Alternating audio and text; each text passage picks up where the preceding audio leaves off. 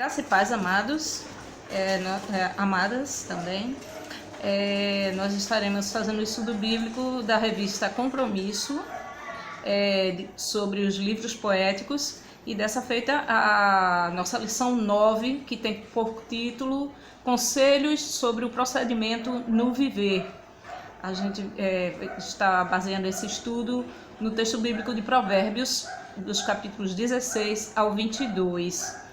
O nosso texto áureo é Provérbios, capítulo 19, versículo 2, que diz o seguinte: assim também ficar a alma sem conhecimento não é bom, e o que se apressa com seus pés peca. Esse é o texto áureo. A gente tem estudado nas duas últimas lições o livro de Provérbios, e a partir desse capítulo 16 que nós iniciamos, é a segunda parte do livro, que apresenta várias orientações sobre como desenvolver a si mesmos. Dos capítulos 16 ao 22 que estudaremos nessa oportunidade, o autor nos encoraja a uma vida justa, a ter uma harmonia de vida com Deus e com o próximo. Também a gente vê que são orientações para que as pessoas se realizem e estejam bem consigo mesmo. E nós vemos que o livro de Provérbios, por ser um livro de sabedoria, um livro didático também, ele está entre os livros poéticos, um dos que são didáticos. Para mim, este é o maior e melhor livro, né, o comentarista da nossa lição, de todos os tempos, porque ele ensina prudência, conhecimento e bom senso. É um manual de conduta prática diária, onde busca diminuir o número de tolos e aumentar o de sábios. Dentre esses conselhos práticos para o dia a dia, nós vamos iniciar capítulo 16, versículos 7 e 32, vai falar sobre um tema interessante, sobre a questão das porfias, das confusões, brigas, discórdias que nós vemos nos nossos dias, principalmente através das redes sociais. Vivemos em uma sociedade estressada, onde qualquer palavra ou ação já é motivo de discórdia, de briga, de palavrões. Há pessoas que procuram confusão e, como se diz no popular, dão tudo para entrar numa briga e tudo para não sair dela. Mas que vantagem é essa? O fim nunca é de paz e confiança. Sempre alguém acaba machucado emocional ou fisicamente. Mas Salomão diz que quando os nossos caminhos são agradáveis a Deus, até os inimigos se afastam. Capítulo 16, versículos 7 e o 32, a gente vê, melhor é o longânimo do que o valente, e o que governa o seu espírito do que o que toma uma cidade, né? E isso também fala sobre a questão das porfias. A porfia, o significado de porfia é justamente discussão, disputa, polêmica. É o que a gente muitas vezes vê quando as pessoas colocam seu pensamento político, seu pensamento sobre religião. E dentro da mesma religião também há discórdias entre denominações, conceitos teológicos e pensamentos dos mais variados. Então aí a gente vê que a Bíblia ensina como você tratar isso. Capítulo 17, versículo 14, vai dizer o seguinte: como soltar as águas é o princípio da contenda. Deixa por isso a porfia antes que sejas envolvido. A Bíblia orienta para que a gente evite, desde o primeiro momento, uma discussão mais acalorada que chegue às vias de fato, como a gente vê várias vezes pelas redes sociais. A gente vê pessoas criando inimizades, amigos se tornando inimigos, ou deixando de ter o contato até pelas redes sociais e até mesmo presencialmente. Então, o conselho que a Bíblia diz é que nós devemos o tempo todo estarmos atentos para que não possamos criar discussões que não vão levar a nada e que só fazem com que as pessoas fiquem distantes, seja que virtualmente ou também distantes fisicamente. Capítulo 17, versículo 6 de Provérbios vai dizer: coroa dos velhos são os filhos dos filhos, e a glória dos filhos são seus pais. aí um outro tema que é justamente o relacionamento dos avós com os seus netos. A gente vê que normalmente em nossa sociedade, quando não há os dois pais presentes na criação dos filhos, o que é natural é que se delegue uma parte da educação dos netos aos avós, né? Quando na falta de um ou dos dois pais na criação dos filhos. Então, muitas vezes, os avós ficam com toda a responsabilidade da criação, da educação e tudo mais, até do sustento financeiro e educação também familiar. Então, a gente vê que essa não é uma responsabilidade naturalmente pela Bíblia, a gente não vê que seja uma orientação de que os avós sejam responsáveis. É claro que na ausência de um dos dois, ou do pai ou da mãe, a gente vê que isso é natural que aconteça. Mas adiante nós vemos, a vida é feita de fases, cada uma com seu preço e com sua beleza, com suas vantagens e desvantagens. Deus deixou a terceira idade para curtir netos. Neto é aquela linda criança que chega sem incomodar o ventre da mãe nem os gastos do bolso do pai. Uma avó e um avô com netos voltam à infância. Avós são para descontrair, nunca para anular as normas dos pais.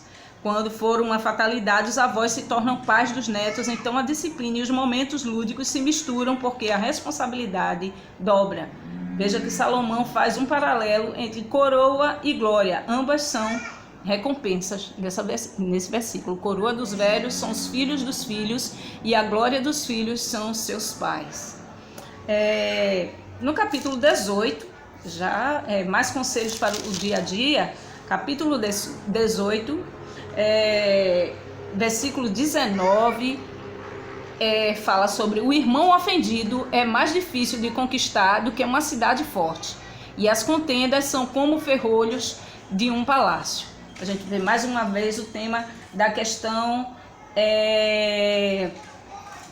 da questão da palavra, do que a gente tem falado para os nossos familiares ou aqueles que estão mais próximos de nós. É impressionante que a grande maioria dos versículos deste livro se referem ao órgão minúsculo que temos, que saboreia com prazer as coisas que comemos, mas é o mesmo que acaba com a paz e os relacionamentos, que é a língua. Com ela louvamos a Deus e citamos textos bíblicos, elogiamos nossos queridos, mas é com ela que provocamos o próximo.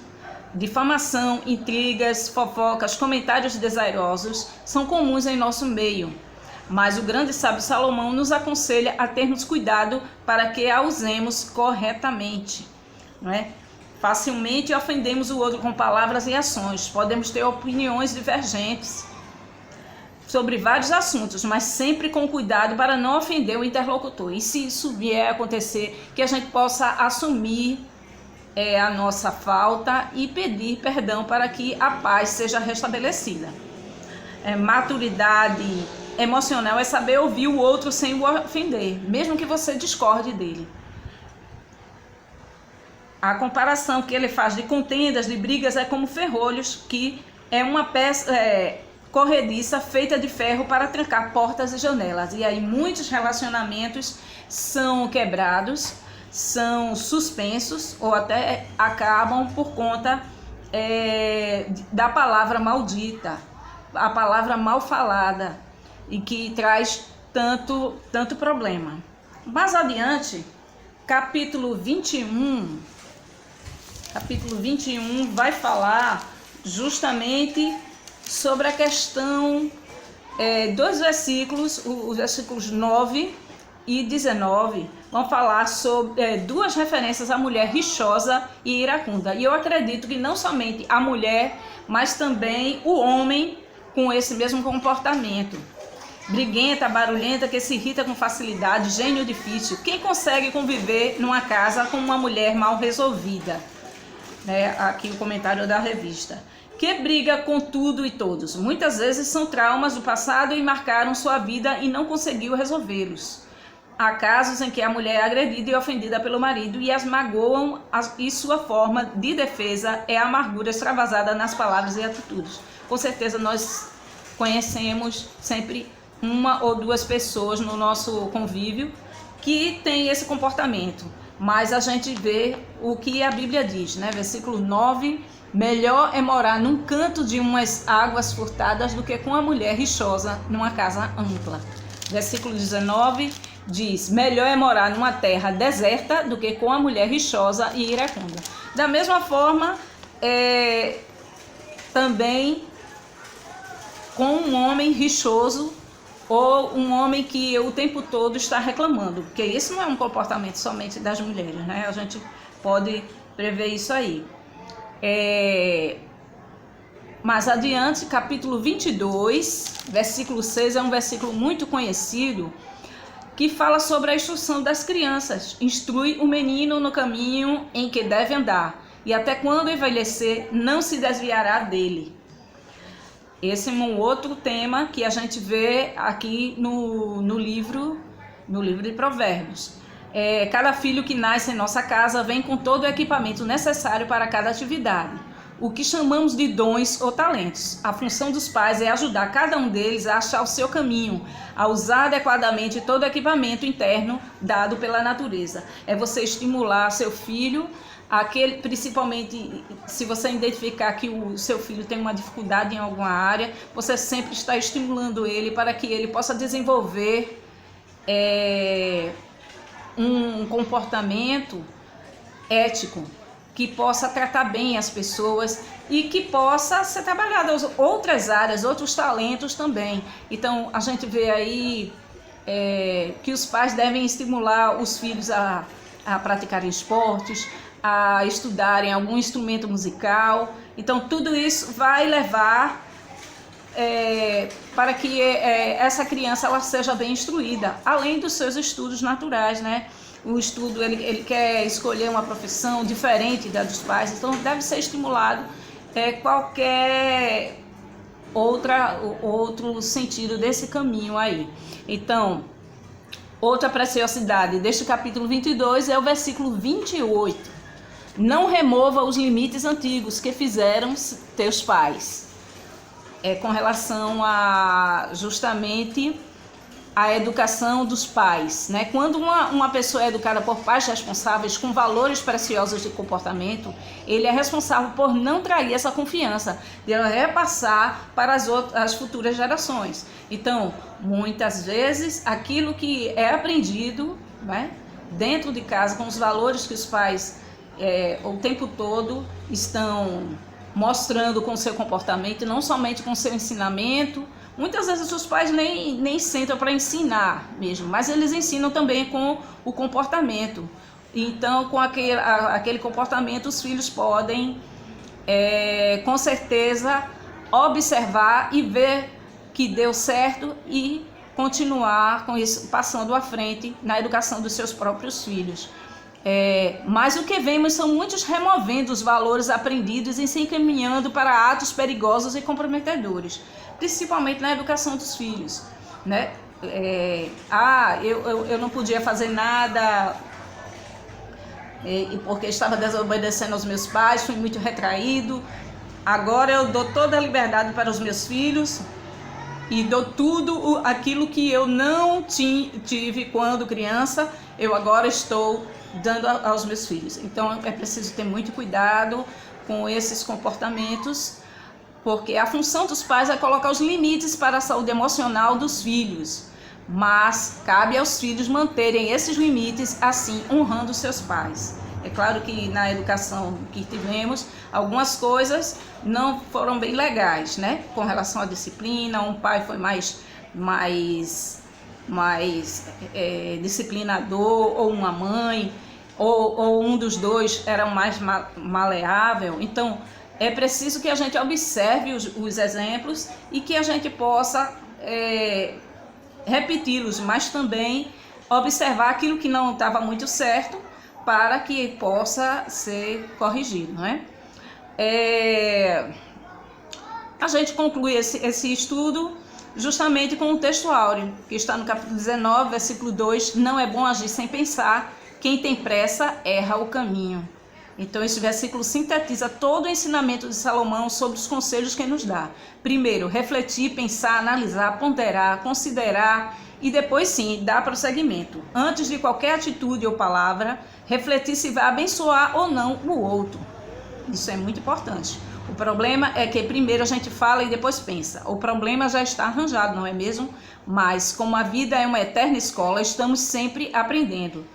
O texto diz que quem se precipita acaba pecando. Claro, acabamos dizendo e fazendo coisas que desagradam totalmente a Deus e compromete o nosso caminhar. Busquemos estar atentos às nossas palavras e atitudes para honrarmos a Deus todos os dias com nossa vida. Este é um desafio para mim que deixo também para você, que esse seja o nosso desafio, de sempre estar procurando acertar. Aquilo que a gente está errando mais, a gente procurar, da próxima vez que a mesma situação aparecer, a gente poder pensar novamente, repensar, para que possamos ter as melhores atitudes. É isso que a palavra de Deus ensina. E a gente aproveitar, concluir, né, pedindo sempre a orientação de Deus nesse momento que a gente está passando com relação a esta doença, o coronavírus, que a gente possa ter a sabedoria de Deus e nos resguardarmos, termos cuidados com os nossos idosos, né, com as nossas crianças, evitando qualquer aglomeração, né, qualquer grupo de pessoas. Não importa o número hoje em dia, não importa mais.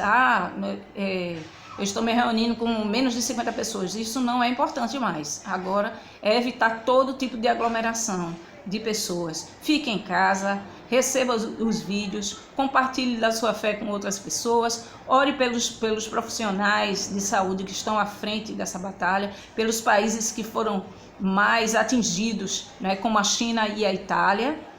E também orar pelo nosso país, para que as autoridades possam tomar as melhores medidas com sabedoria, não é? E a gente também está auxiliando, obedecendo a essas normas, que são orientações das autoridades, para que possamos ficar em casa. Um abraço e fiquem com Deus.